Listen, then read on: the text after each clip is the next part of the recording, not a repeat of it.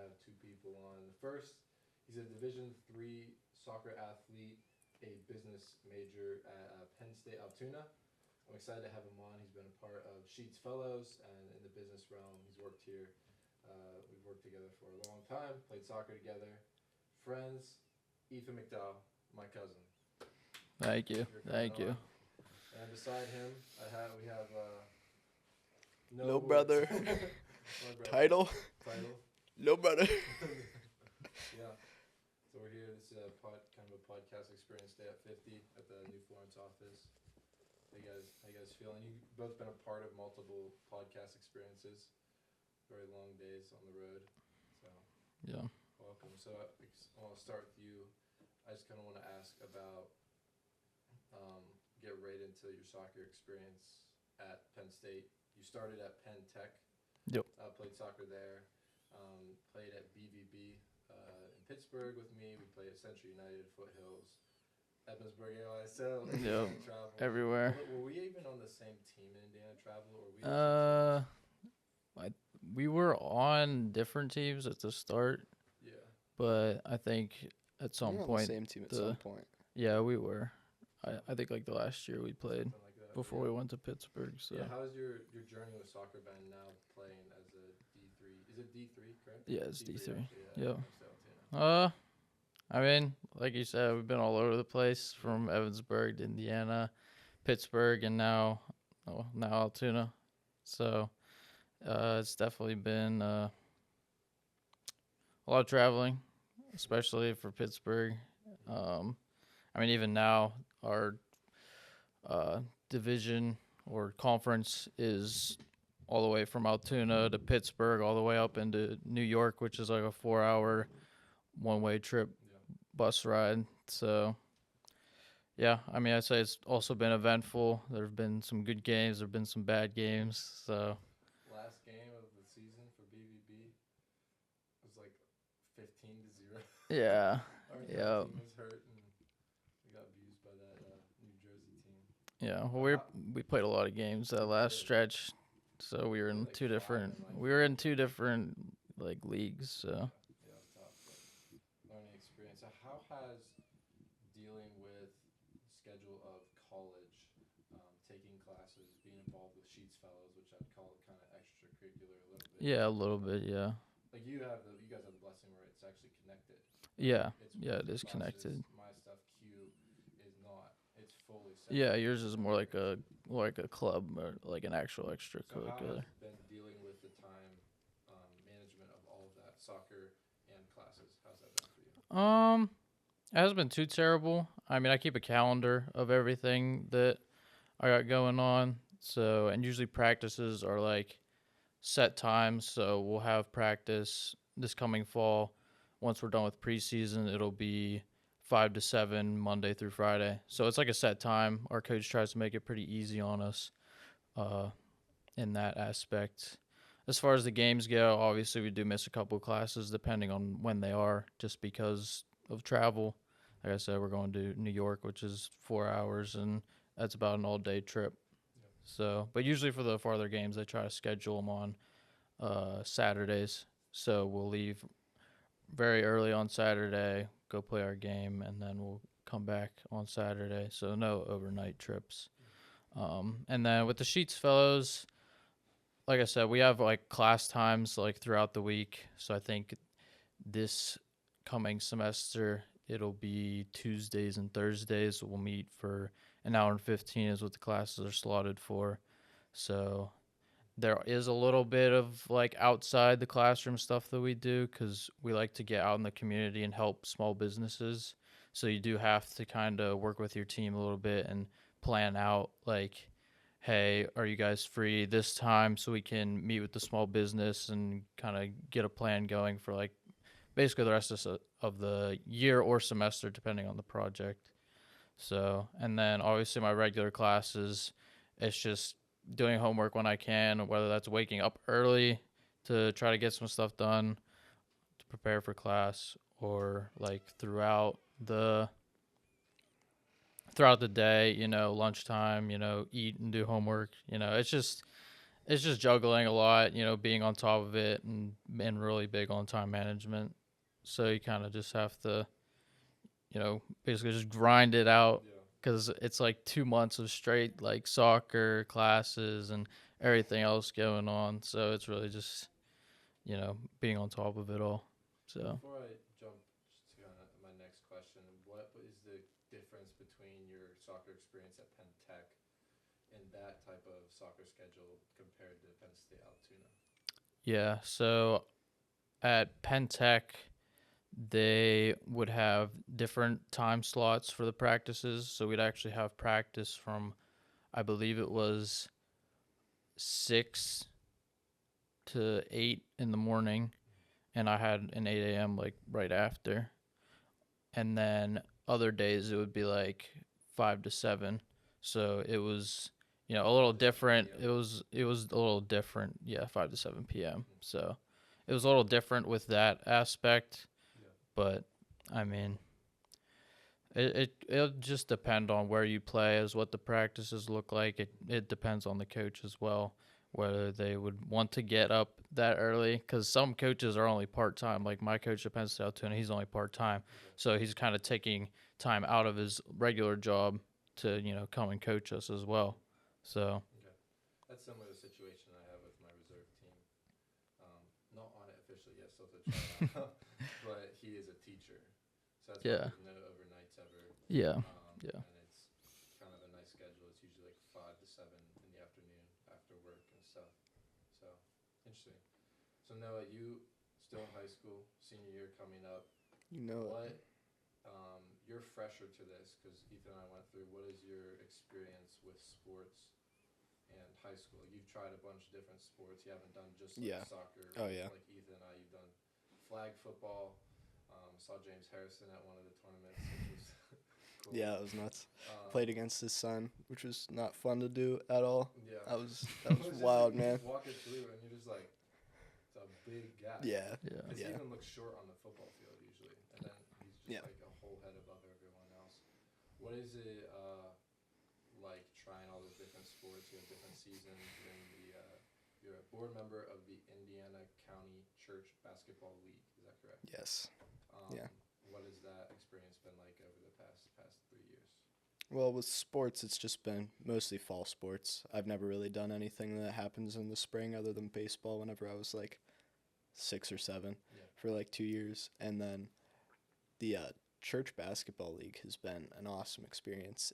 I'm one of 5 board members, and we run the basketball league, but we're planning to expand to more than just the group of guys in the like 16 to 40s age group that we have gathered. We're looking at children's ministry and women's ministry next after this year's over, and it's been really fun. It just takes there's a lot of responsibility with it that you don't expect. And there's just stuff happens. So is the goal like then like the Indiana County Church Sports League or something? Yeah, like that? there'll be some type of blanket name, like I guess like Eastern Allegheny Sports Commission or Sports League, and there will be different sports leagues under that, and then like children's ministry relating to that, and we don't really know at this point, but figure it out. I mean, it's expanding a lot. One sport that could definitely be universal, and I don't know if it's big at Altoona, but it's huge at Cedarville, is pickleball. Like a lot of people say, it's the unathletic version of tennis. I think it's fun and fairly athletic, but have you guys talked about that sport at all? No. Not really? Yeah, we have a lot of brass, blue-collar workers that like to bang around a lot more than hitting a little yellow ball with a paddle.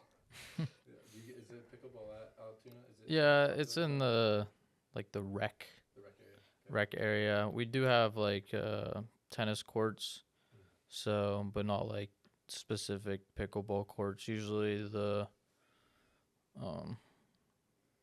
like the rec people club, whatever you want to call it, will put on like pickleball night, and they'll have it set up in the auxiliary gym. Okay. So interesting. Yeah, I mean it's like a culture at Cedarville. Yeah, I've heard. Every night there's always people out there playing. They just expanded the number of courts from 3 to 6. I wouldn't be surprised if Cedarville is one of the schools that dives into like the varsity pickleball. Yeah. It's already Yeah. becoming a high school sport, Yeah. officially in a couple of states. So that'd be cool way to get scholarships right off the bat whenever they announce the new sport, like they did with esports Yeah. and stuff. So Yeah. well, I want to dive into this since we have had the opportunity that a very small percentage of the world even has is farming, specifically with our farm. We've basically been working since I was 9. You and I were 9-ish. Yeah. And you were like 7. a child. So I'll start with you, Noah. What has been some of the highlights of working at the farm over the past 10 years? We've done a bunch of like government projects where they would allow us to do stuff, field work, dealing with the actual cows themselves. Yeah. Anything in a tractor with AC has been amazing. Yeah. Most of my jobs were out in like 98-degree heat whenever someone calls and goes, "Hey, I broke something," and I'm going there to fix it. Yeah. And that was great. Yeah. But it was fun. It's pushed me to learn a lot of stuff. So I'm handy now, and I'm happy with that. Well, it's because you guys are pretty much on the mechanic. Yeah. The cleanup crew. Yeah. Really. Willer got called. And Ethan and I were like, "Oh man, another one." Yeah. Then we'd be out in the sun for like 8 hours. What about you, Ethan? I mean, you kind of drove the first cutting for this year, Yeah. the mowing, raking, and baling. So what's been some of the highlights over the past probably decade of farming? Well, I have stories of highlights, but I would definitely say just working hard is really like a thing that most kids our age don't like get to go through, is working long hours in the heat and tougher conditions. Obviously, the sun's out, and depending on the weather, it could be a slight breeze, you could have no breeze. Yeah. So obviously I was mechanic team with Noah here for most of it, but it's really nice to be able to have air conditioning, as Noah was saying. Yeah. So obviously our parents and generations before us, it was just open, like it wasn't even a cab, it was just like tractor and chair on top. So yeah. I remember some weeks it was 40 hours by the end of Wednesday night. That's the thing with farming, it's not like a slotted, like you're gonna work like 40 to like 60 hours. It's, you could work like 3 days of the week and get everything you wanted to get done, or you're working basically 8 Sunday days a to week. Sunday, like Sunday to Sunday, and you're not stopping until it's fixed. So Yeah, for sure. It's seasonal. There's that deer again. Yeah. Straight up. It's very seasonal. Like when it's field work season, you have to get it done. Yep. Like you got constraints with the rain. Now we can actually see like the weather. Like we know we have this time frame, have to get it done. Or in the winter, it's more of just surviving. Like feed them, milk them. Yeah. That's about it. I mean, you get a lot of stories with the farm. Oh. I would say one of Oh my my gosh. highlights still to this day is whenever we were over at what's that field that's like the big hill? Wissinger, I think. Wissinger or whatever Yeah. it's called. Wissinger Road. You and I both rolled multiple different bales down that. Yeah. Papa would chase after the bale, Mm, try to stop it. yeah. It was He caught up to the bale once it stopped moving. yeah. As he always A for did. effort. I don't know what he was. I mean, I just remember the one time I rolled a bale and I was at the top of the hill and they gained speed after a while. Yeah. In the other corner with the bale spear tractor. Yeah. Also, I see the tractor spin around and gun, like the exhaust just goes. Yeah. And you gun towards it. Stopped rolling before you got to it, but yeah, I landed a few in the ditch on that field as well. Yeah. So, yeah. What is So you went to Christian school. Noah and I have been homeschooled.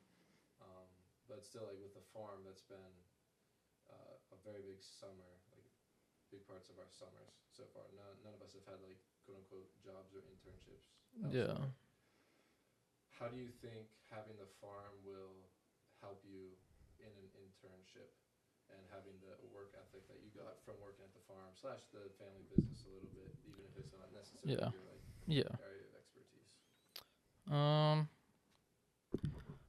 I would say kind of back to what I said earlier about, it's not really, you're not on the clock at the farm. You're fixing something until it gets done. And I think that'll apply to any internship, whether you're working on like a paper, a proposal, or whatever it might be. You're not going to just stop when, your hours stop. You're going to stop when the project's actually done. Yeah. So I'd say that's probably the biggest comparison between, the farming and an internship. It's just hard work and not settling for, because if you settle for, it's fixed enough at the farm, you're not gonna get very far. You're And it'll just fall just apart gonna have to again. fix it again and again. So you fix Yeah. it right the first time, and you don't have to go through all that stopping again. So I think just quality of Yeah. work is another big thing that farming brings to the table. Yeah, and I'd say like creative problem solving is one of the big ones. Yeah. It's like putting random stuff together to fix Yeah, using definitely. trailer twine to fix like gates in the farm. And Yeah. stuff.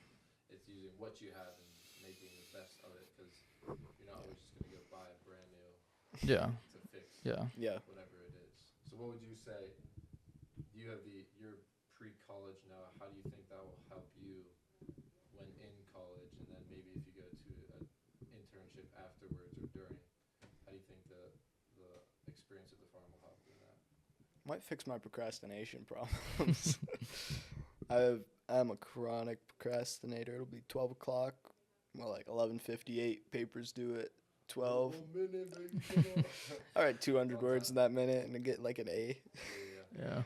But like, yeah, I think that it gives you an extra level whenever it gets to crunch time. But it also shows you that like, why not just do it early so you don't have to like. You don't have to beat the rain whenever you're making hay. You don't have to beat the deadline when you're writing a paper if you just get it done early and on time. Yeah. Yeah. Yeah, I agree.